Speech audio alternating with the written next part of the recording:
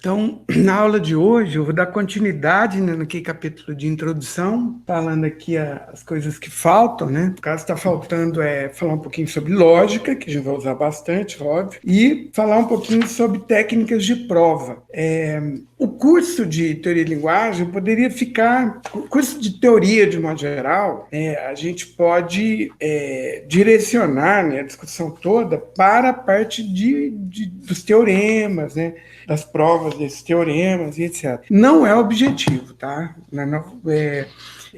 Eu vou trabalhar com o nível de profundidade assim, necessário para a utilização prática, né, a partir do projeto do compilador. Então, assim, eu vou fazer algumas provas de teorema, etc., mas o objetivo principal vai ser a gente extrair desse teorema os algoritmos que nós vamos usar posteriormente em ferramentas que implementam essas técnicas, etc. Então, assim, o objetivo principal é a gente utilizar, né? Um ou outro teorema vai ser apresentado, a gente vai desenvolver, assim, sem esse intuito prático, mas a grande maioria deles vai ser voltado para a prática. Inclusive, na hora que eu for falar sobre teorema, eu vou falar um pouquinho sobre isso. Então, vamos falar um pouquinho de lógica, que vocês já viram isso daqui em alguns momentos, né? Isso daqui é a base de uma série de coisas, é a base de linguagem de programação, a base de circuitos lógicos, né? É a base de algumas técnicas de programação, né? A gente tem programação lógica, que é toda baseada nisso daqui. Então, é só uma rápida revisão aqui, só para a gente se inteirar e definir alguma notação e coisas do tipo. Então, lógica é um sistema matemático construído sobre conjunto verdadeiro ou falso, né? Então, relação, por exemplo, ou predicado, que a gente viu anteriormente, é um tipo especial função cujo contradomínio é verdadeiro ou falso. Então, a gente utiliza em vários contextos dentro da computação, né? Verdadeiro e falso são representados normalmente por 0 e 1, né? E são os valores booleanos ou lógicos. O 0 normalmente é usado para falso e o 1 para verdadeiro, tá?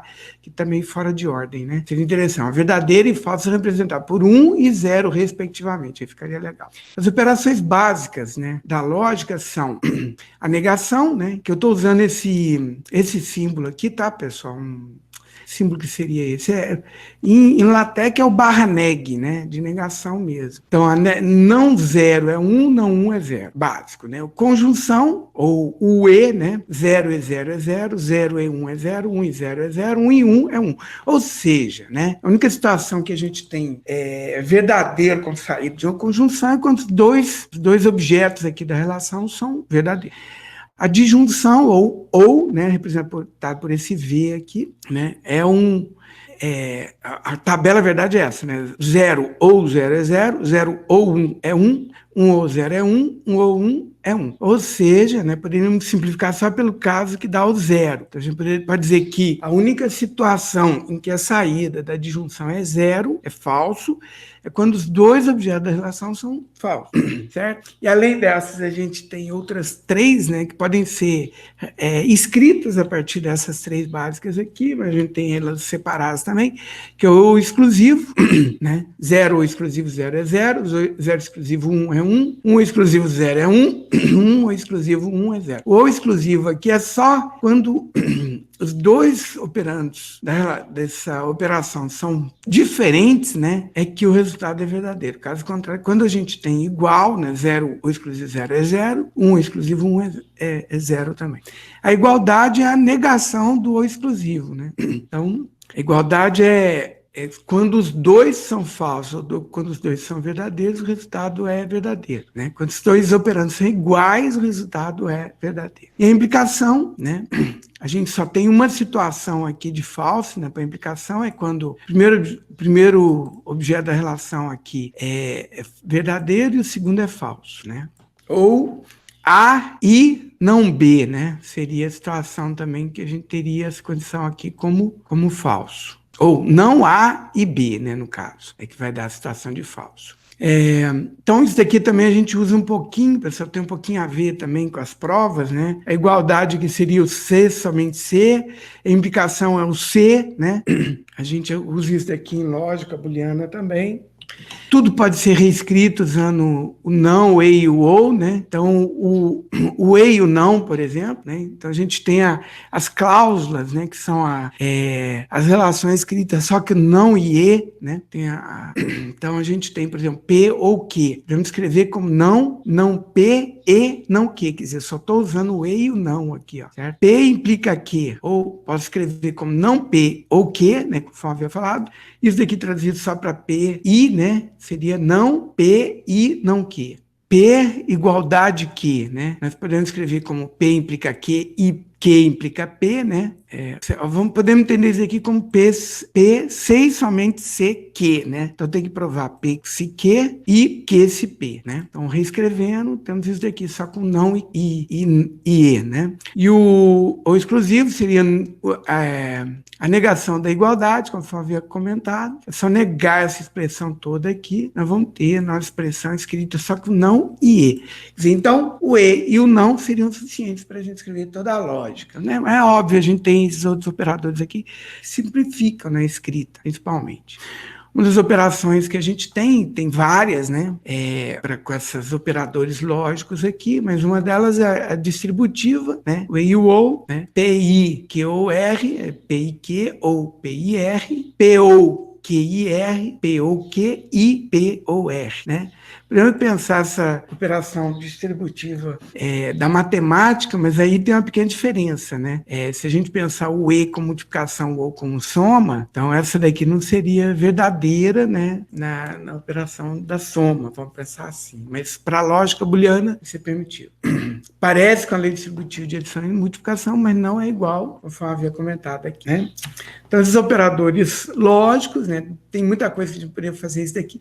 A gente consegue construir todo um paradigma, né, de programar usando só essa base de lógica aqui e algumas técnicas de prova, tá? Quem fez programação lógica deve se recordar disso, né? Vamos falar um pouquinho sobre técnicas de prova. Existem vários tipos de prova, né? Tem algumas definições aqui que podia fazer antes. O que são definições, o que são teoremas, o que são provas, né? São elementos importantes da matemática. Aqui está falando mais importantes, né? Podemos dizer que a matemática ela é construída em cima de toda a teoria matemática, né? Construída a partir de definições, de teoremas e provas. Então, as definições a gente escreve os objetos e as noções que a gente vai usar, né? O enunciado expressa que algum objeto tem alguma propriedade, tá? Alguma propriedade que a gente vai demonstrar. A prova é um argumento convincente, né, de que o enunciado é verdadeiro. E o teorema é um enunciado matematicamente demonstrado através de uma prova, tá? Então, a gente pode imaginar, pessoal, se de uma forma bem simplificada, né, a matemática como sendo, né, a teoria de uma geral, uma teoria, né, como sendo um muro, né, que eu vou construir. E aí a gente tem os axiomas, né? A gente vai definir uma série de coisas. Essas definições aqui não precisam ser provadas, né? Então, isso aqui é a base da teoria que eu vou construir. Em cima dela, nós vamos ter vários teoremas, certo? E aí, esses teoremas são construídos sobre outros teoremas, né? E aí a gente vai construindo esse muro que é a nossa teoria, certo? A coisa é feita de tal forma que toda teoria ela é construída, né, de forma a não poder ruir, né? A teoria matemática, tá, pessoal? A gente tem teorias em outras áreas, né? Temos teorias na física, na biologia, etc. Tal, mas aí essas teorias são construídas a partir de evidências científicas, mas elas eventualmente podem ser revistas. Na matemática, não, né? A matemática ela é bem consistente nesse sentido, então a coisa é bem mais segura, vamos pensar assim, tá? Então, eu havia comentado com vocês numa outra aula, inclusive, que o tal de Hilbert, né, ele havia proposto lá em 1900, né, rever toda a matemática a partir dos axiomas, construir toda essa teoria aí, né? Aí teve um alemão, né, novinho, acho que tinha uns 18 anos, quando ele conseguiu demonstrar que nem todo teorema...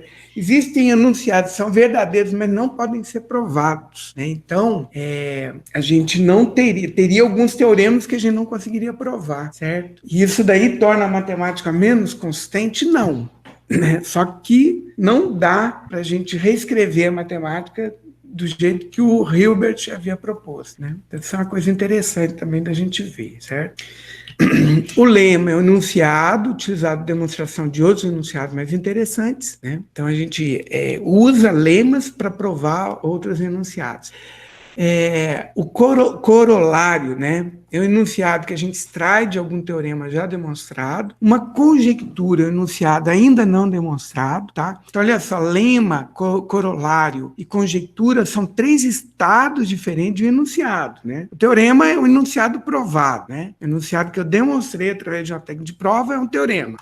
Um enunciado que eu vou usar em outras demonstrações, a gente chama de lema. Um enunciado que a gente extrai de algum teorema, a gente chama de corolário. O enunciado ainda não demonstrado, a gente chama de conjectura, tá? Então, por exemplo, a gente tem um teorema famoso que é chamado de último teorema de Fermat, né? Eu havia comentado sobre ele em outra aula também, certo? Último teorema de Fermat. Quer dizer, esse teorema, ele foi muito tempo chamado de teorema de forma errada, né? Porque como ele não tinha sido demonstrado ainda, ele deveria ser chamado de última conjectura de Fermat, né? Que virou um teorema, assim, a partir do momento que foi demonstrado. Esse trabalho, essa demonstração demorou mais de 300 anos, pessoal, para acontecer, tá? Aconselho vocês a lerem esse livro aqui, ó. História do enigma que confundiu os mais brilhantes mentes do mundo durante 358 anos, né? Tem até um documentário na BBC, eu vou ver se acho, depois deixo para vocês. Mas esse livro é muito interessante. Conta um pouquinho da matemática, conta um pouquinho de estudo aqui, explica, né, o porquê de teorema ser tão importante, né, essas coisas todas, tá? Então, dando continuidade aqui, ó, a gente tem basicamente 3 técnicas, né? Tem outras, mas eu vou trabalhar basicamente com essa daqui. Técnica por construção, técnica por contradição e técnica de prova por indução, tá? As mais assim, interessantes do ponto de vista de programação aqui vão ser o por construção e por indução. Por quê?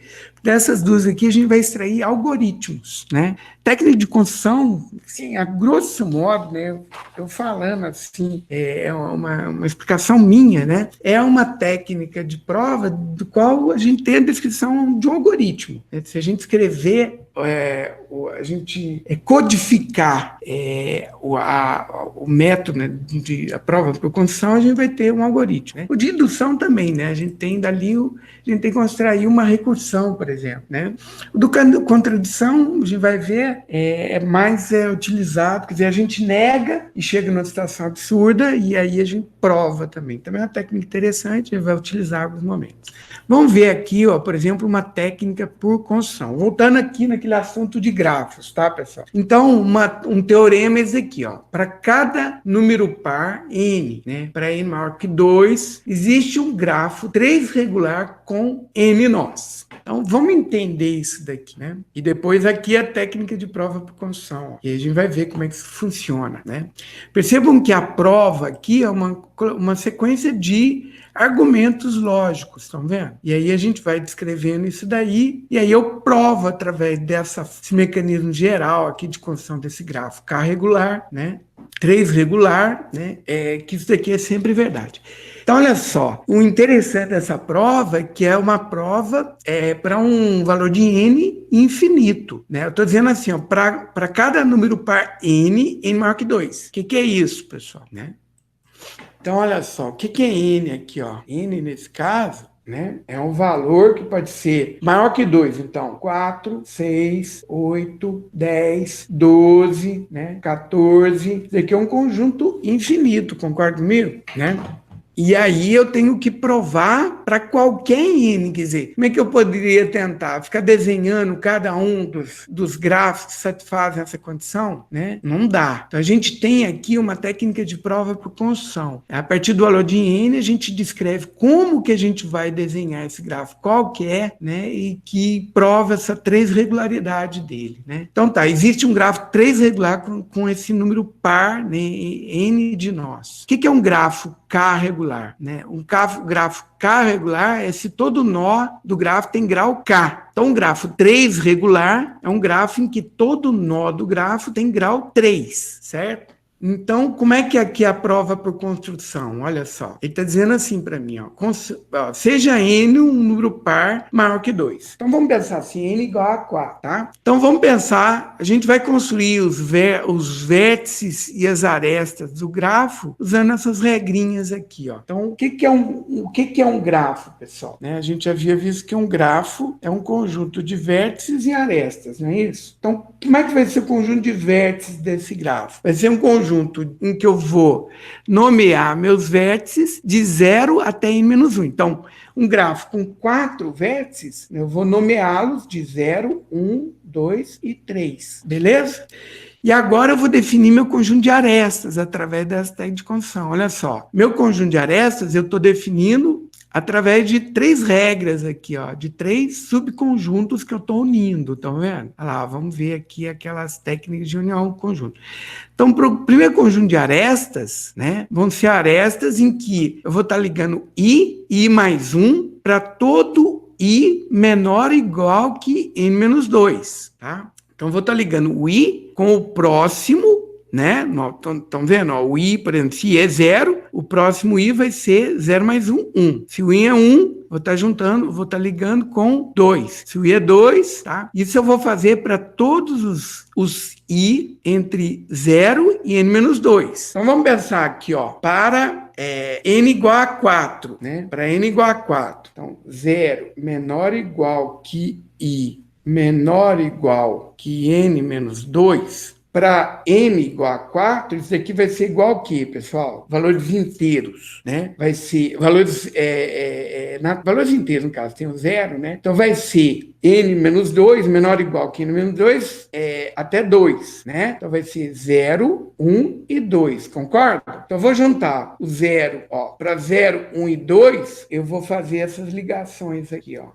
Então, vou juntar, ó, os arestas que eu estou definindo aqui são essas, ó. Eu estou juntando o nó, o vértice com o próximo dele. O 0 com 1, 1 com 2 e o 2 com o 3, certo? Então, fiz essas 3 ligações aqui, ó. O i ligando com o próximo dele. E aí, o n-1 eu vou ligar com 0, né? Então, n-1, se n é 4, n-1 é 3, vou ligar o 3 com 0. Pronto, fiz essa ligação. E o outro conjunto, né, que vai definir aqui meu gráfico 3 regular de 4 vértices, eu vou estar fazendo essa ligação aqui, ó. O i eu vou ligar com i mais n sobre 2, né, para todos os vértices i, né, maior ou igual que 0 e menor ou igual que n sobre 2 menos 1. Então, o que vai ser esse n menos 2 sobre 1 aqui, ó? 0 menor ou igual que i menor ou igual que n sobre 2 menos 1, né? O que é para n igual a 4, pessoal? 4 sobre 2 vai dar 4 sobre 2 vai dar 2 menos 1, 1, concorda? Então, eu vou fazer de 0 menor ou igual que i menor ou igual que 1. Então, vai ser 0 e 1. Né? O 0 e 1 eu vou ligar quem aqui, ó? Eu estou ligando o i, que é 0, por exemplo, com 0 mais 4 sobre 2. O 0 eu vou ligar com o 0 mais 2. Ou seja, eu vou ligar o 0 com 2. E depois, para o i igual a 1, né? Eu vou ligar 1 com 1 mais n sobre 2, 4 sobre 2. 1 mais 2, 3. Então, eu vou estar ligando o i com 3, ó, certo? Ou seja, fazendo esses 3 conjuntos de arestas aqui, unindo elas, eu vou ter meu grafo 3 regular, certo? De 4 vértices. Conseguem ver aqui? Por que ele é 3 regular? Percebam que todo vértice aqui tem 3 arestas. Tem grau 3, né? Podemos fazer agora para o 6. Vamos chegar na mesma situação, tá? Vou fazer mais rapidinho aqui, ó. A gente já sabe como é que a gente tem que fazer, né? A técnica de construção. Então, vou nomear, ó, 0, 1, 2, 3, 4... e 5, não é isso? Então, o primeiro conjunto de arestas lá vai ser assim, ó, o 0 com 1, 1 com 2, 2 com 3, 3 com 4, 4 com 5.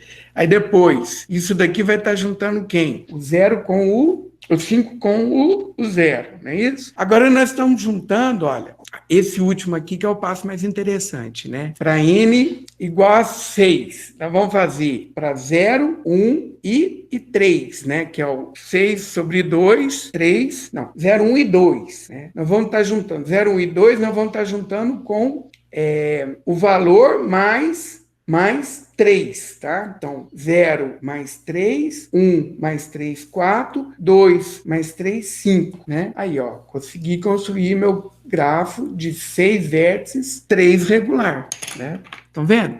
Isso vale para todos. Se fizer com 8, a mesma história, né? A gente vai juntar assim em sequência, vamos juntar o último com o primeiro, e depois a gente vai juntar cada um dos 4 primeiros vértices, né? Ele mais 4. Então, 0 com 4, 1 com 5, 2 com 6, e aí eu formo o meu grafo 3 regular de 8 vértices, né? E 10, a mesma história. E 12, a mesma história. Então, ó, através dessa técnica de prova aqui por construção, eu tenho que construir, né, todos os grafos, né, que satisfazem essa condição, né? Então, eu provo através dessa técnica de método de prova por construção que isso é sempre verdade, tá? Tudo bem, pessoal?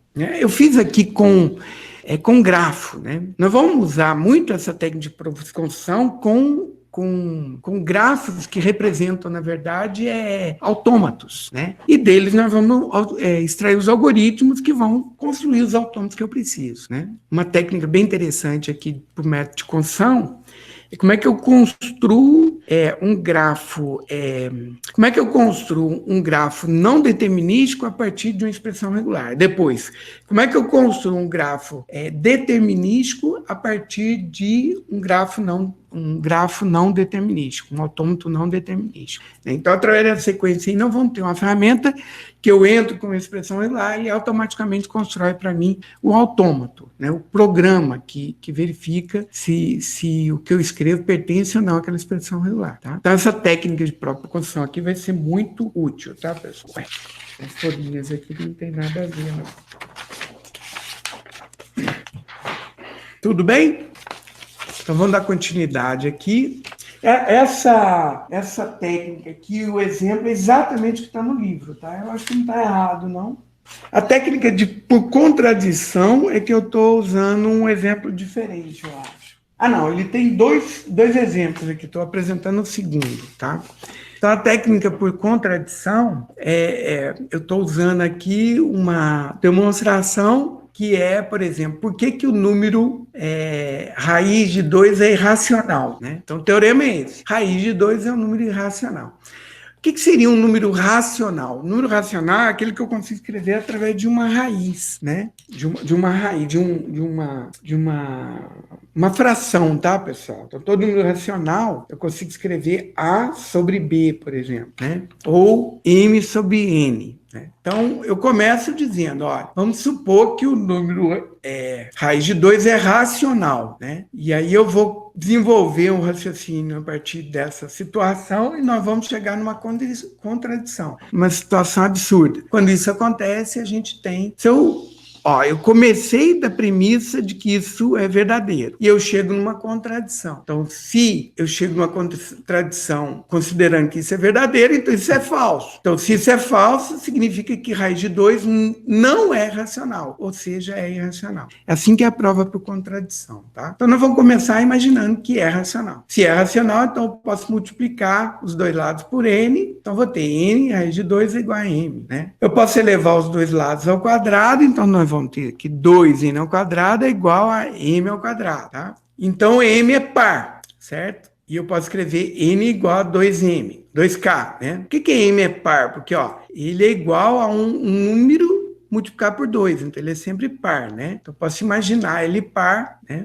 E aí, eu posso escrevê-lo como a multiplicação de 2 vezes o número inteiro, certo? E aí, a gente pode chegar nessa conclusão aqui, que resolvendo, né? Então, ficou 4, por exemplo, se eu 2k elevado ao quadrado vai dar 4k ao quadrado, e aí eu divido por 2 dos dois lados, vai dar n ao quadrado, 2k ao quadrado. Então, n também é par. né? E a fração m por n não existe, pois não pode ser reduzida, né? Quer dizer, eu imaginei esse mn aqui, eu acho que eu pulei esse passo, né? Imaginei esse mn uma fração reduzida, ou seja, eu não consigo escrevê-la, eu não posso simplificá-la mais, tá, pessoal? Só que como eu estou trocando aqui esse número par de lá por outro, eu chego que o n também é um número par. Olha, se o m era um número par e o n também era um número par, então essa fração aqui podia ser reduzida ainda, o que é um absurdo, né? Eu comecei dizendo, olha, se raiz de 2 é racional, então existe uma fração reduzida, né, que não pode ser simplificada mais e que eu posso escrever raiz de 2. Só que eu fui fazendo umas trocas aqui e eu vi que o m podia ser reduzido e o n podia ser reduzido também. Opa, mas se isso acontece, então não existe essa fração, né?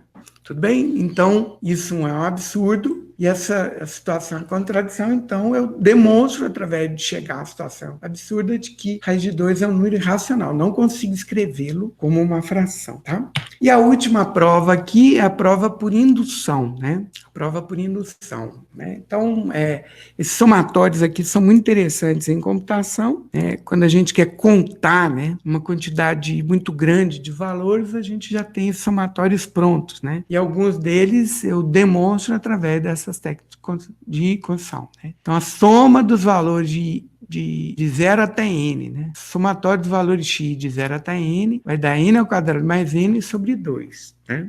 Então, o passo base é fazer que para n igual a 0, né? Então, 0. Se eu substituir de 0 até 0, né? A soma dos valores x de 0 até 0, ou seja, só o 0. Se eu jogar na fórmula direto, 0 ao quadrado mais 0 sobre 2 vai dar 0. Então, a soma do valor 0 é 0, né? E aí, o passo de indução, agora eu vou pensar um valor maior que 0, né? Então, por exemplo, 1 mais 2 mais m, né? Então, vai dar isso aqui, m ao quadrado mais n. E aí, nós vamos pensar agora o valor n, né? Quer dizer, mais um elemento aqui, né? Então, 1 mais 2 mais n mais 1, né? Então, quando eu jogo isso na fórmula, né, eu vou chegar na minha expressão de novo, só que o valor n mais 1, né? O que demonstra que esse teorema aqui é verdadeiro, tá? Certo? Olha aqui, ó. Então, esse 1 mais 1 até n, eu estou usando a minha fórmula aqui, certo? Só que tem mais esse termo aqui, n mais 1. Quando eu jogo, né? Quando eu coloco, ó, como é que eu faço para colocá-lo aqui na minha expressão? Multiplico isso aqui por 2. Então, vai ficar n ao quadrado mais n mais 2n mais 2 sobre 2, né? Aí, resolvendo essa expressão aqui, né? Separando aqui os termos, nós vamos ter n mais 1 ao quadrado. Como é que eu fiz isso daqui? Como é que eu misturei isso daqui, né? Tem um passo aqui que a gente... Normalmente em prova, pessoal, às vezes a gente pula um passo, né? Esse n mais 1 ao quadrado aqui é o quê? N ao quadrado mais 2n mais 1, né? Tá vendo? E tem um passo aqui que eu pulei, né? Para poder caber nessa expressão aqui, ó. Então... o Pedro fez um comentário aqui, eu volto naquela prova anterior, Pedro. Mas eu quero mostrar de onde é que apareceu esse n ao quadrado aqui, né? Rapidinho aqui, pessoal. Não vou ficar perdendo muito tempo, porque esse não é o objetivo principal, né? Só para a gente poder ver. Então, eu tenho n ao quadrado. Eu quero uma expressão, ó, n ao quadrado mais 2n mais 1, né? Então, eu vou separar aqui, ó. Eu posso escrever n ao quadrado mais 2n mais 1, né? Ó, tirei esse 1 daqui, então vai sobrar mais n, que é esse n aqui, ó, e 1 que estava aqui, tá? Tá vendo o que eu fiz? Ó, eu peguei esse 2n e coloquei para cá. Eu tirei um 1, separei esse 2 aqui em mais 1, né? Então, mais 1 eu coloquei nessa expressão e outro mais 1 eu coloquei aqui, tá? Somando com n. Agora eu tenho, ó, isso daqui é n mais 1 ao quadrado.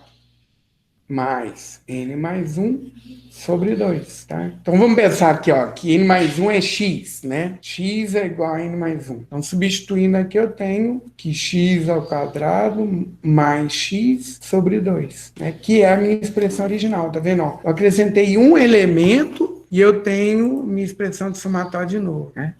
Entenderam? Então, tá provado. Quer dizer, eu fiz para n mais 1, e a minha expressão, eu consegui chegar na mesma expressão. Então, esse teorema aqui é verdade, né? Essa prova podia ser feita também por passo base n menos 1, né? Então, eu estou provando que eu vou chegar no passo base de novo, tá? Mas a própria indução é sempre assim, ou n mais 1, n menos 1. O Pedro fez um comentário aqui, acho que é com relação à prova anterior, não é isso, Pedro?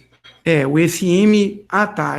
O comentário era esse mesmo, né? Que eu suponho que existe exatamente. Então eu já tinha comentado. Foi no meio da minha explicação que você fez comentário e eu não tinha visto. Então tá bom.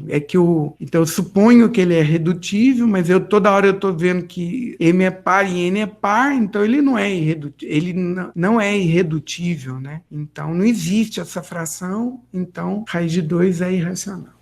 Então tá, é basicamente isso. Olha, na verdade, eu estou usando essas técnicas aqui para matemática, né, para problemas matemáticos, mas nós vamos usar isso daqui dentro da teoria da computação, teoria de linguagem, né? Nosso interesse aqui nessas técnicas de prova vai ser para teoria de linguagem, tá?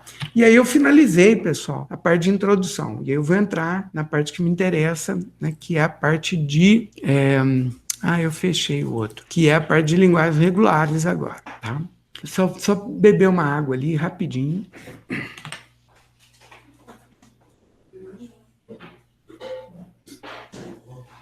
Pessoal, então, dando continuidade aqui, eu vou agora entrar na parte de teoria mesmo, que eu estou interessado, tá?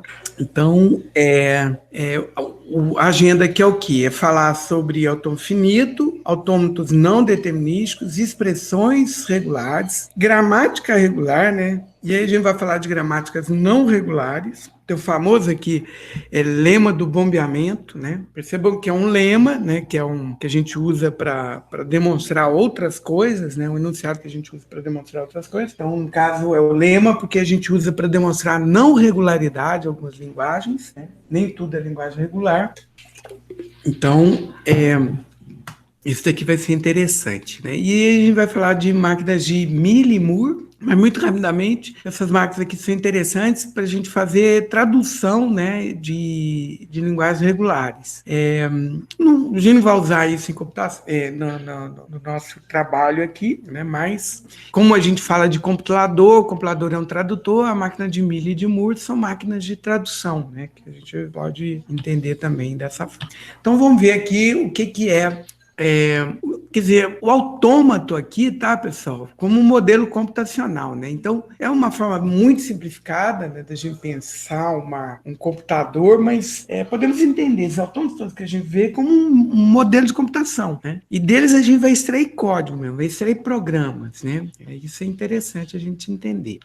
Então, o que é um computador? Né? Para construir a teoria matemática, computadores reais são complicados, né? Envolve arquitetura, sistemas operacionais, linguagem de programação, né? Programas. Né? Ao invés de trabalhar com arquitetura real, pessoal, nós vamos trabalhar com uma arquitetura aproximada, um modelo computacional. Tá? Então, aqui, para poder entender, vamos pensar assim, um modelo para uma porta automática. Tá? Então, nós poderíamos imaginar, olha, através desse grafo aqui, né, como é que essa porta poderia funcionar. Eu estou usando um exemplo similar ao que está no livro do Cipse, tá? O capítulo aqui que trata sobre teoria, sobre autômatos, né? Só que assim, de uma forma bem simplificada, né? Nós poderíamos pensar a porta automática em dois estados, aberta, né, que eu estou usando a letrinha A aqui, ou fechada, que eu estou usando a letrinha F, tá? Então, quando a porta está fechada e chega alguém, ela muda para o estado aberto, tá? E se depois de um tempo não tem mais ninguém, né? Não tem ninguém chegando, ela volta para o estado fechado, né? Se um sensor percebe a pessoa saindo, né? Ou não tem ninguém chegando, ela continua nesse estado fechado, tá? Se eu fui para o estado aberto e o sensor percebe que tem mais alguém chegando, ela continua no estado aberto, né? Se depois de um tempo não tem mais ninguém chegando, ela vai para o estado fechado, né? E aí fica nesse estado fechado. Então é basicamente assim. Estou no estado fechado. Chegou alguém, vou para o estado aberto. Continua chegando alguém, continuo no estado aberto. Não tem mais ninguém chegando, vou para o estado fechado, tá? É mais ou menos assim que essa porta funciona, né? Então, o que é esse modelo computacional aqui que simplifica, né, os estados de uma porta automática. É um autômato, né? É um modelo computacional que representa, né, os estados, né, em que eu posso ter essa porta automática, né, de autômato. O autômato é esse modelo computacional que vai representar essa computação, né? Essa forma de computar, tá? Então, esse modelo aqui também é uma representação de um autômato, tá? Então, a figura representa um diagrama de estado de um autômato finito. Vou usar a F aqui para autômato finito, tá? Então, Q1, Q2 e Q3 são os estados, né? Então, os estados pelos quais eu vou passar. O estado Q1 é ligado ao triângulo, a gente chama de estado inicial, tá? Esse triângulo aqui, ou uma setinha, né? Dependendo do livro que a gente utilizar, vai ter uma notação diferente. A ferramenta que eu vou usar para a gente experimentar alguns algoritmos de autômato. E o livro do ZIP, você usa esse desenho aqui, um triângulo grandão, né? Marcando o estado que a gente vai chamar de estado inicial.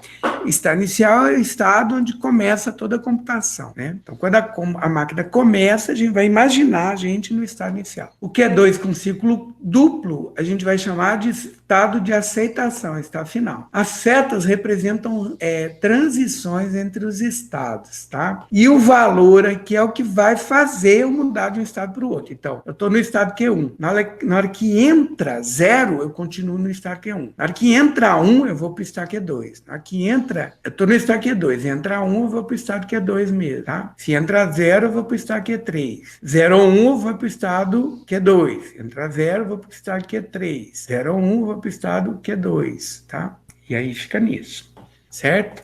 Então, esse AF, pessoal, vamos ver como é que ele funciona, né? Esse autômato finito. Então, o AF sempre começa no estado inicial, no caso Q1. E aí ele vai processar uma entrada. Como é que a gente faz? Eu vou pegar cada um dos símbolos da entrada aqui e vou mudando de estado, certo? Na hora que terminar a minha entrada, dependendo do estado que eu terminar, eu vou ter aceito ou não essa entrada, certo? Então, cada símbolo é processado e é executada a transição. Por exemplo, se a entrada é 1, o estado atual é Q1, o AF vai para o estado Q2. Então, eu estou no estado Q1. Se entra 1, eu vou para o estado Q2. O AF aceita ou rejeita a entrada. Se o AF para, né, a partir do momento que eu processei toda a entrada, se ele para no estado de aceitação, que é Q2, ele aceita essa entrada. Se eu paro em Q1 ou Q3, aí eu não aceito, eu rejeito essa entrada, certo? Assim funciona. Vamos ver, por exemplo, esse autômato aí processando a minha cadeia de entrada. Olha aqui, ó, aquele termo de cadeia, a definição de cadeia. O que cadeia, pessoal?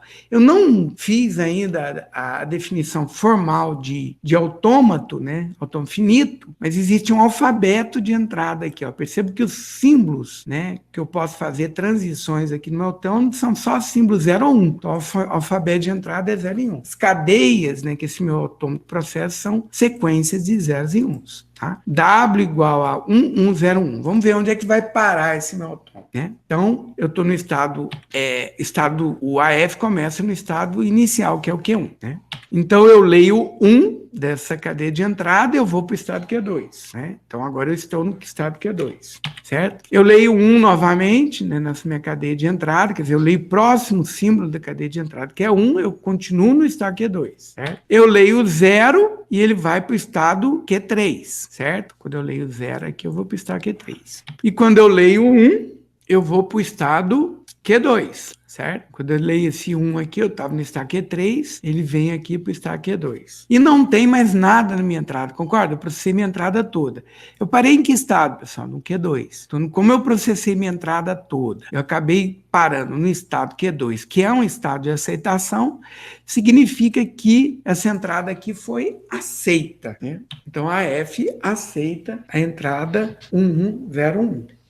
Não está aqui, mas vamos fazer agora o mesmo processamento, mas vamos parar antes, tá? Vou processar a cadeia 1, 1 e 0 só, né? Então, vamos começar. Comecei no estado Q1, li 1, fui para o estado Q2, li 1 de novo, estou no estado Q2, continuo no estado Q2, li 0 agora. né, que é o último, vamos pensar que não tem esse 1 aqui no final. Eu vou para o estado Q3, certo? E aí eu finalizei minha entrada. Como eu finalizei minha entrada num estado que não é estado de aceitação, então esse autômato aqui finito não aceita a cadeia 110, tá? 1101 ele aceita, agora 110 ele não aceita. Tudo bem? Então, olha, eu não estou explicando bem, né? Eu não entrei muito em detalhe até aqui, né? O que nós fizemos até aqui, ó? Eu só imaginei aqui um modelo, né, que a gente pudesse representar a computação através de um grafo, né, direcionado, né? Estados, representando estados que eu quero computar, as setinhas rotuladas representam as ações que eu posso realizar, né? E aí, através de uma sequência de operações, eu digo, ó, aceitei ou não aceitei. É simplesmente o que a gente fez até aqui, né? Então, peguei um grafo genérico aí, né? Não expliquei muito sobre ele, né? E aí a gente fez algumas computações sobre ele, né? Agora, não vamos entrar, pessoal, numa definição formal, nós vamos entrar numa representação matemática, né, do que é esse autômato, né? Então, o autômato, formalmente, é uma quíntupla, né? Então, uma sequência, né? E aí, essa sequência é representada por esses elementos aqui, ó, por esses objetos aqui. O primeiro objeto da sequência é o conjunto finito de estados. Meu autômato se chama um autômato finito porque ele usa um conjunto finito de estados. Tá? O segundo objeto aqui dessa minha quíntupla, né, que define o meu autômato, é o vocabulário, né, o alfabeto. É o conjunto de símbolos que o meu autômato processa. Né? Por exemplo, esse autômato anterior aqui, o alfabeto dele é 0 e 1. Né? O que ele processa aqui? O que faz ele mudar de um estado para o outro? Só valores 0 ou 1, certo? Uma outra definição aqui é a minha função de transição, tá? Então, essa função de transição, perceba que ela é escrita, né, usando os dois elementos anteriores ali, né? Então, o domínio é um domínio dessa minha função de transição. É um par ordenado de estados e símbolos do alfabeto, e o contradomínio é um estado. Então, essa minha função entra um estado e um símbolo que eu quero processar, e o resultado dessa função de transição é o estado, o novo estado. E ainda tem mais dois outros elementos dessa minha quíntupla, né? O meu estado inicial, que é um estado dentro do conjunto de estados, né? E o estado final, que é um subconjunto de estados no estado. Qual a letra grega que representa a função de transição? Isso daqui é a delta. Essa letra aqui é a delta, tá? Então, formalmente, o meu autômato finito é representado usando essa quíntupla. Conjunto de estados, vocabulário, função de transição, estado inicial, conjunto de estados finais. Tá? Então, por exemplo, ó, formalmente, o meu autômato anterior é representado através desses objetos aqui. Ó, tá? Formalmente, né, o autômato finito anterior é representado através de um conjunto de estados. Quais são os estados do meu autômato? Q1, Q2, Q3. Qual que é o vocabulário do meu autômato? 0 e 1. Só tem valores 0 e 1. A função de transição aqui, ó, né? Então, se eu estou no estado Q1 e entra 0, eu vou para o estado Q1 mesmo. Se eu estou no estado Q1, entra 1, eu vou para o estado Q2, ó, certo? Eu estou no estado Q2, entra 0, eu vou para o estado Q3. Se eu estou no estado Q2, entrar 1, eu vou para o estado Q2 mesmo. Perceba que essa função está descrita através de uma tabela, né, pessoal? Lembram que eu havia dito que a gente consegue, dentro de algumas situações, né, alguns domínios finitos, né, é mais cômodo, né, a gente representar a função através de uma tabela. É aqui que eu estou fazendo isso, né? E por último, né, eu estou no estado Q3. Entra 0, eu vou para o estado Q2, entra 1, eu vou para o estado Q2, né? Entrou qualquer coisa que eu tenho em Q3, ele vai para Q2. Q1 é o estado inicial, e a gente só tem um estado final, mas eu estou representado através de um conjunto, que formalmente, olha, F é um subconjunto, né? É um conjunto também. Q0 é um elemento de Q, agora F é um subconjunto de Q, então formalmente F é um subconjunto, tá? O estado inicial varia entre Q0 e Q1? Não, o estado inicial é Q1. Né? Nesse caso aqui, ele é Q1 só, porque varia entre. Na verdade, eu poderia, por exemplo, que o estado inicial podia ser Q3 aqui, né? É só mudar o estado inicial, minha máquina muda completamente, né? Quer dizer, na verdade, aí esse Q1 aqui seria não alcançável. Tá, mas como é que se confundiu? Eu queria entender, Pedro. Por que você confundiu aqui? Ah, com essa definição formal, né? Ah, tá, já entendi. É porque o Q0 aqui, eu nomeei com zero aqui qual que é o estado inicial, né? Mas, na verdade, tá, no caso, eu usei o zero aqui, tá, entendi por que que você confundiu. Porque eu tô dizendo assim, ó, é um Q, tá? Eu acho que podia ser sem um zero aqui, né? Um Q minúsculo. Um Q que pertença ao conjunto de estados é um estado inicial. Tem que ter um dos elementos de Q, dentre os estados, né, que formam o meu autômato, tem que ter um que é o estado inicial. Esse está sendo dito aqui, né? E vai ter um subconjunto deles que vão ser os estados finais, entendeu? Nesse caso aqui específico, ó, quais são os meus estados? Q1, Q2, Q3. Tem um, né, que é o Q1, que é o estado inicial, né? E aí o Eduardo tá fazendo outra pergunta aqui, ó. Por que F é igual a Q2? Porque, ó, percebam, eu tinha dito que, informalmente, eu havia chamado Q2 de um estado de aceitação, né? Quer dizer, eu só vou aceitar a entrada se depois de computar a entrada todinha, eu terminar minha computação no estado Q2. Se eu terminar minha computação em Q1 ou Q3, eu não vou aceitar essa entrada, tá? É por isso, Eduardo. Ó, isso eu tinha falado informalmente aqui para trás, ó.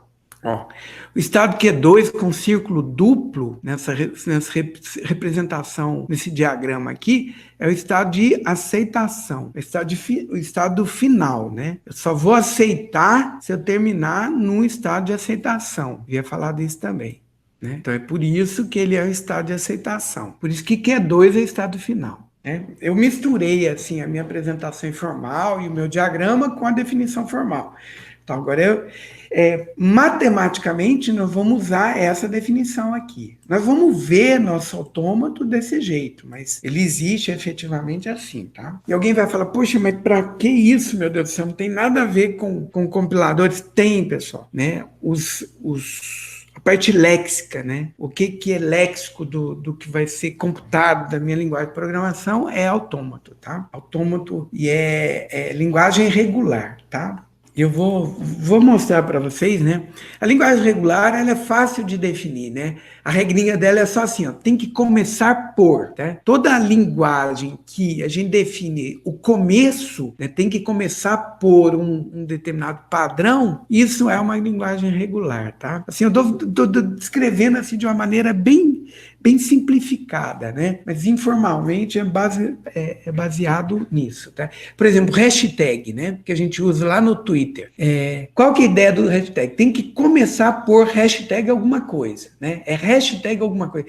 Então, é um padrão que é fácil da gente identificar. Então, na hora que o Twitter vai filtrar, né, as marcações que eu fiz numa postagem, né, ele consegue extrair isso rapidamente, porque é um padrão, é regular, é uma linguagem regular, tá? Hashtag alguma coisa é uma linguagem regular. Então, vamos lá. O funcionamento, né? Se A é o conjunto de todas as cadeias que a máquina A aceita, então é a chamada linguagem da máquina M, tá? E formalmente a gente vai reescrever que LM é igual a A, né? M reconhece e aceita A. Nesse caso aqui, ó, né? Agora a gente vai definir a linguagem que é reconhecida por esse autômato, né? Nesse exemplo, A é o conjunto W, tal que W contém pelo menos um símbolo 1 e um número de par de zero segue um 1, tá? Então, né, tem que ter no mínimo um 1 e um par de zeros tem que seguir um 1. Então, depois de um 1 tem que ter 2 zeros, senão ele não aceita, né? Então, eu poderia descrever minha linguagem assim, eu tentar enumerar minha linguagem. Perceba que não é uma linguagem assim tão simples, né? Tem coisinha mais elaborada aqui, né? Para eu poder descrevê-lo, né? Então, vamos pensar aqui como é que eu poderia tentar... como é que é? Descrever, né, todos os símbolos. Por exemplo, zero sozinho pertence à minha linguagem? 00 pertence à minha linguagem? 000 pertence à minha linguagem? Não, né? A gente pode ver olhando no autômato aqui, ó. Qualquer sequência de zeros, eu vou ficar no Q1. E eu termino essa computação em Q1. Q1 não é estado de aceitação, então não aceita, né? Tem que ter no mínimo 1. 01 ele aceita, 001 ele aceita, 0001 ele aceita, né? Perceba que está dentro dessa regrinha aqui, ó. Ele contém pelo menos um 1, tem que ter no mínimo um 1, né? Agora, se tem um 1, tem que ter no mínimo, se tiver zeros depois desse 1, tem que ter, esses zeros tem que aparecer em número par, né? Olha só que interessante também, né? Então, por exemplo, se tiver 0, 0, 1 e 0, ele aceita? Não. Se tiver zeros depois desse 1, eles têm que aparecer em número par, senão ele não aceita. Pode ver que não aceita mesmo, ó. 0, 0, 1 e 0. Parei em Q3, que 3 não é estado de aceitação, então não aceita, né? Agora, 0, 0, 1, 0, 0, ele aceita, né? Certo? Então é difícil até a gente relacionar, né, todas as cadeias, né, que essa linguagem A, né, que é reconhecida por esse autômato finito aqui, consegue reconhecer, né? Não é assim tão simples conforme a gente possa imaginar, né? Vamos ver um autômatozinho mais simples aqui, vamos ver o que ele reconhece, pessoal. O que vocês acham que ele reconhece, esse autômato? Podem escrever aqui, ó.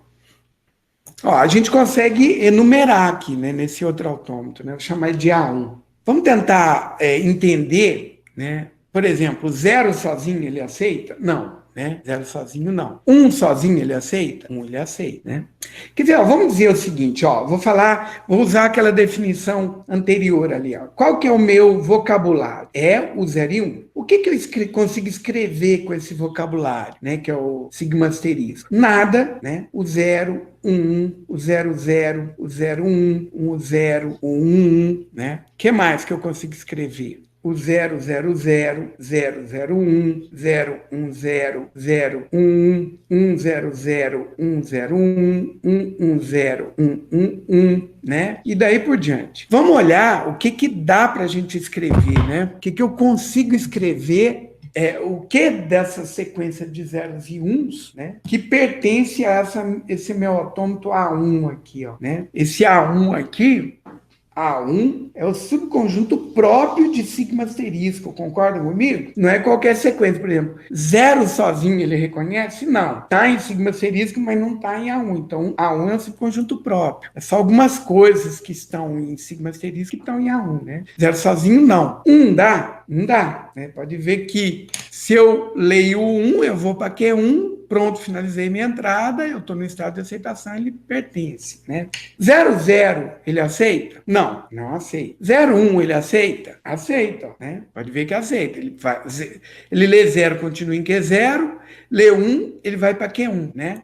Eu leio 0, ele continua em Q0, leu 1, foi para Q1, Q1 é verdadeiro, ele aceitou, né? O que mais, pessoal? 0, ele aceita? Ó, 0 não, tô em Q0. Leio 1, veio para cá, né? Leu 0 e veio para Q0. Finalizou a entrada, então ele não aceita, né? 000 não, 001, ó, 001, aceitou. Né? 010 ele aceita? Não, ó. 0, 1 e 0. Voltou para Q0, não aceita. 011 ele aceita? Aceita, ó. 0, 1 e 1. Ele continua em Q1, né? Ou seja, pessoal, né? O que caracteriza todas as cadeias que estão pertencendo a um, né? O Pedro já tinha matado lá no início, né? Ah, o Christopher também, né? Tem que terminar com 1, né? Ou podemos dizer o seguinte, ó, qualquer número, qualquer sequência, qualquer terminado em 1, exatamente, que termine em 1, né? Quer dizer, na hora que vou para o 1, ele vai para Q1, qualquer sequência de 1s aqui, ele continua em 1, então se fechar aqui, ele continua em 1, mas na hora que eu leio um 0, opa, se ele for o último, eu não vou aceitar. Se pintar um 1 depois, ele vem para Q1, ele aceita. Então, é uma maquininha muito simples, né, que reconhece sequências terminadas em 1, né? A mesma coisa aqui, só que o que ele aceita agora, pessoal? O 0 ele aceita. Agora, de um modo geral, qual que é a linguagem, né? Quais são as cadeias, qual que é a linguagem que esse autômato reconhece? W, tal que W termina em 0. Tá, quase isso. Esse daqui é um pouquinho mais enrolado. Tem a cadeia vazia também, o Pedro observou, né? Então, por exemplo, se a minha entrada não tiver nada, ele aceita também, né? Então, quer dizer, eu estou no estado inicial, não entrou nada, eu aceito, né? Então, é interessante, esse A2 aí que eu acabei de desenhar, nós podemos dizer que ele é igual a 1 barra, né? É o complemento de A1. Tudo que não está em A1 vai estar em A2. E o cadeia vazia, ó, ele pertence a sigma asterisco que não está em A1, então vai estar em A2, certo? A gente vai uma das provas que a gente vai ver agora, bem interessante, que a gente vai ver posteriormente, né, é a seguinte, que, por exemplo, eu tenho uma linguagem, né, eu tenho um autômato que reconhece aquela linguagem. Eu quero a linguagem inversa, não, complemento daquela linguagem, é só inverter. O que é final vira inicial e o que é só inverter os estados finais. O que é final fica não final e o que é não final vira final, tá? Quando eu faço isso, eu complemento a minha linguagem. Mas isso eu vou falar posteriormente. Vamos fazer uma outra coisa aqui, ó. Eu quero que vocês façam agora, pessoal. Uma outra coisa que eu quero aqui é a definição formal desses dois autômatos que eu acabei de passar para vocês, né? Como é que seria a definição formal? Eu cliquei errado. Desse autômato aqui, ó. Então, uma definição formal de um autômato é uma sequência que tem conjunto de estados, o vocabulário, função de transição, o estado inicial, conjunto de estados finais. Não é assim que a gente definiu formalmente? Então, como é que eu defino formalmente esse autômato que eu representei através de um desenho, simplesmente? Então, qual que seria... Ó, vou desenhar ele aqui de novo, só para ficar completo aqui meu desenho, né? Então, qual o conjunto de estados aqui, pessoal? Que 0, que 1. Qual que é o vocabulário? Quais são os símbolos que esse meu autômato processa? 0 e 1, né? Ó, são conjuntos, tá? Qual que é a função de transição? A função de transição vai ser o seguinte, ó, é uma tabelinha, né? As linhas dessa tabela são os estados, as colunas, o vocabulário, e a saída é um estado também. Então, entre estado e um símbolo do vocabulário, sai um estado. Então, vai ser Q0 entra 0, vai para Q0, Q0 entra 1, vai para Q1, Q1 entra 0, vai para Q0, Q1 entra 1, vai para Q1 também, né? É só assim. Podíamos até simplificar numa tabelinha mesmo, ó. A tabelinha em linguagem C, tá? Na hora que eu for implementar esse autômato aqui, nós poderíamos pensar essa estrutura aqui em C, ó. Minha função de transição é uma tabelinha 2x2, né? Igual a, né? Então, 0, 1, 0, 1. Olha só que belezinha. Né? Minha função de transição, um tipo aqui, linguagem C. Vocês vão ver, isso aqui é fácil. A gente implementar um programa que faça essa computação aqui é trivial a partir dessa função de transição. Né? A lógica dele é a mesma, só vai mudar de um autômato para o outro a função de transição. Né? Na verdade, vai mudar. Eu tenho que marcar qual que é o estado inicial, conjunto de estado, definido isso daqui, mas a base de tudo é a minha função de transição. Agora, se 0 e 1 representam estados, isso, né? Então, 0 e 1 vai representar as linhas, 0 e 1 vão representar estados, e as colunas 0 e 1 vão representar os símbolos que eu vou processar, né? Se eu for processar um alfabeto diferente, eu vou ter que traduzir, né? Os símbolos do vocabulário para uma coluna da tabela, mas é trivial também, não é coisa complicada a gente fazer, não, tá? A tradução desse autômato em código para ser executado não é complicado, conforme a gente vai ver posteriormente. Qual que é o estado inicial, pessoal? É o Q0, né? Q0 igual a Q0.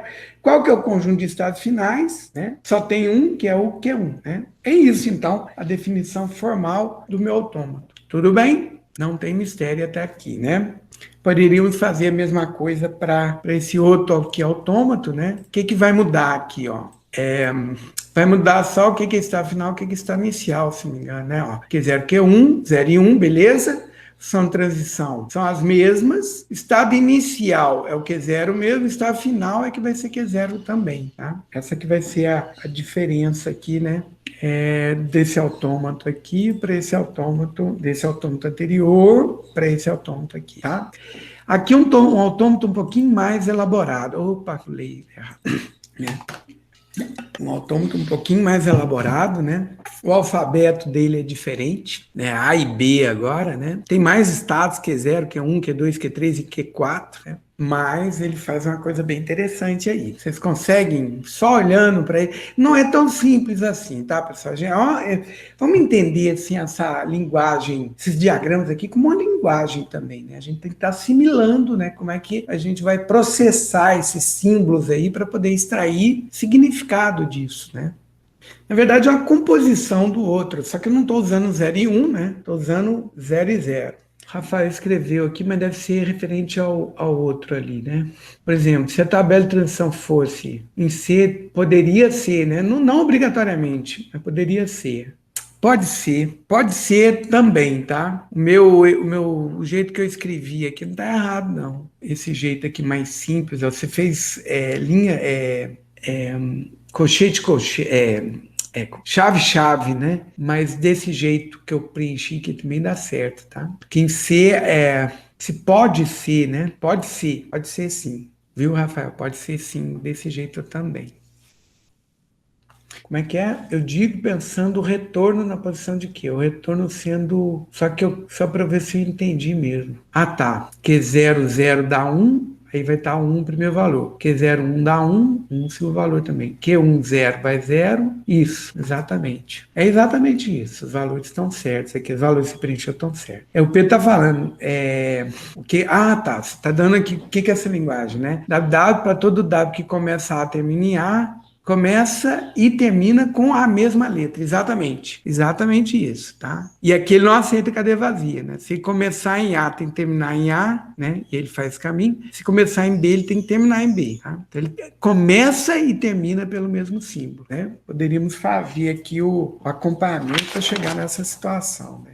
Fazer um acompanhamento aqui. Eu já estou fechando, senão vai ficar meio cansativo. Vou pedir para vocês lerem, né, o capítulo 1 agora do livro Simples. Eu acho que esqueci de pedir na outra aula, né, para a gente poder trabalhar com esses conceitos aí. Mas essa parte básica já está bem explicadinha aqui, eu acho, tá? Então, por exemplo, suponha que a minha entrada seja A, B, A, B, A. Ele vai aceitar? Vai. Podem ver, ó. Eu estou em A, leio A, vou para Q1, leio B, vou para Q2, leio A de novo, veio para Q1, né? Deixa eu ficar apontando aqui, ó, onde é que eu tô e o que eu estou processando, né? Então, tô em Q0, né? Leio A, vou para Q1. Leio B, vou para Q2. Leio A de novo, vou para Q1. Leio B de novo, vou para Q2. Leio A, e é o último símbolo que eu leio, vou para Q1. Terminei no estado de aceitação? Terminei. Então, ele aceita, ou seja, começou com A, terminou em A, ele aceita. Pode ver que isso é válido para todas as situações aqui de aceitação, tá? Se começar por B, ele vai por esse outro caminho aqui. Tem que começar e terminar pelo mesmo fim. A cadeia vazia, ele aceita, pessoal? Não, né? Não aceita, né? Perceba que a cadeia vazia ele vai aceitar quando o estado inicial e final de aceitação forem o mesmo, né? Então, quer dizer, se eu não leio nada, eu já estou aceitando. Então, é a cadeia vazia, né? Então, é basicamente isso. Ó. A gente já começou com a noção aqui de autômatos, né? Que vai ser muito útil. Isso para a FD, né? Isso o quê? De estado inicial e a cadeia vazia? Vamos estado inicial igual a estado final. Não, pode ter em AFN também. Não determinístico também pode ter. Estado inicial, estado final, para reconhecer cadeia vazia. Ah, tá. Essa seria uma... No caso do todo não determinístico, a gente vai ter algumas situações que a gente vai considerar. Eu não vou entrar em discussão agora. Vamos esperar chegar para a gente poder ver essa questão. Tudo bem? A FN pode reconhecer cadeia vazia sem estar inicial igual a final. Vamos esperar, vamos chegar nisso. Eu não vou entrar agora em discussão, porque senão a gente começa a misturar com um assunto que eu não falei ainda. Beleza? Dúvida, pessoal, até aqui? Se não tem dúvida, eu vou parando por aqui. Na aula de amanhã nós damos continuidade, tá? Deixa eu ver como é que eu tô aqui na minha programação, né? A minha programação lá de aulas, né? Eu tô atrasado, eu sei. Então, dia 30, Atofinitos determinístico. Alcancei. Então, tá. Eu pensei que eu ia levar mais tempo mesmo para falar lá aquela parte inicial lá. Então, deu certo. Então, alcancei, ó. Tô falando de autor infinito determinístico, né? Então, finalizo isso amanhã. E aí eu já vou fazer, inclusive, alguns algoritmos aqui para a gente trabalhar. Então, tô em dia agora com um assunto assim que eu queria trabalhar com vocês, tá? Eduardo, só uma dúvida, aquela tarefa que está no mudo é sobre uma parte que você está dando agora, conjunto autônomo? Não, só a parte de conjunto. Para você fazer aquela parte lá, você só precisava da minha primeira aula, da segunda aula, só a parte de conjunto para poder fazer essa atividade, tá? Fica ligado com o tempo, tá, pessoal, para poder fazer. Só 8 pessoas fizeram. E eu tenho um grupo maior, né, de pessoas aqui, ó, passar aí para o lugar errado. Ó, na minha disciplina, são 52 participantes, só 8 fizeram até agora. Só 8 vão ter 10 presenças ali do inicial, tá, pessoal? É um jeito que eu vou ter de verificar se vocês estão fazendo mesmo, né? Cada atividade vai contar uma quantidade de carga horária e aí tem que fazer para poder receber aquela carga horária. Eu vou lançar minhas cargas horárias de cada mês, né, de acordo com o que está naquela programação que eu fiz. Tudo bem? Para aí não ficar nada subjetivo, né? Presença também não vai ser nada subjetivo. As notas vão ser objetivas e as presenças vão ser objetivas nesse ensino remoto emergencial que a gente está desenvolvendo. Tudo bem? Tá. Eu dei um prazo maior porque o pessoal ainda está acertando matrícula e essas coisas, então disseram que era para a gente estender os prazos, né, de presença e nota, né, estender um pouquinho. Até dia 7 para presença, para as readequação. Então tá, então vou acertar lá, até dia 7 para fazer essa primeira lista de exercício aí. Eu acho que o 12 veio de recomendação lá da Prograde, tá? Então, para não ficar muito em cima. Então, deixei um prazo maior para as primeiras etapas, mas eles não vão ficar sempre assim, não. 7 é o limite de inscrição. Então tá, eu acho que esse 12 veio da Prograde. Então, prazo de 12 é do Flávio. Então, beleza. Eu vou parando por aqui, então, vou fechar minha aula.